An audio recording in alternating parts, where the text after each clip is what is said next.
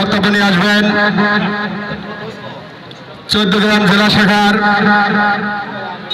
উপজেলা শাখার উপদেষ্টা সুলতান আহমেদ ভাই।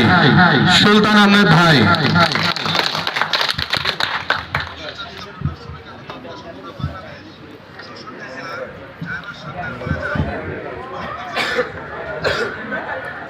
বিসমিল্লাহির রহমানির রহিম। নির্যাতিত মোটর শ্রমিক একতা ঐক্য। আমি আশা করি আমরা মোটর শ্রমিকরা যদি আমরা একসাথে থাকি তাহলে আমাদের উপরে যতই জোর জুলুম আসুক না কেন আমরা প্রতিরোধ করতে পারবো।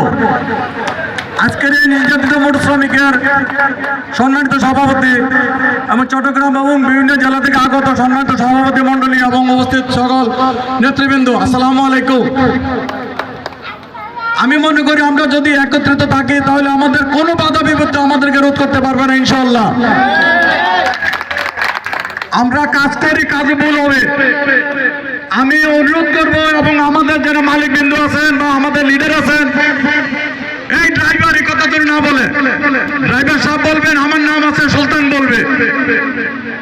আমি সভাপতির মধ্যে অনুরোধ করব, আবেদন করব, ড্রাইভার বলে শব্দটা যেন উচ্চারণ না করে। আমি ড্রাইভার কথা ঠিক আছে, আমার উচ্চারণ দেখবো ড্রাইভার সব।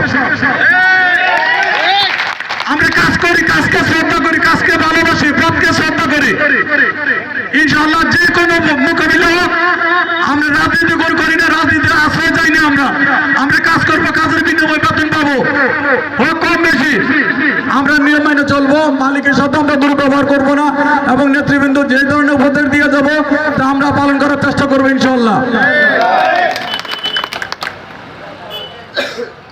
আশা করি নেতৃবৃন্দ আমাদের এই উপদেশগুলা সহযোগিতা করবেন এবং পালন করার আমাদের যে দিক নির্দেশনা দিবেন সেইভাবে নির্দেশনাগুলো চলবো ইনশাআল্লাহ। আমার সবার প্রতি আমার স্নেহ, মায়া, মমতা, ভালোবাসা রইল। আসসালামু আলাইকুম।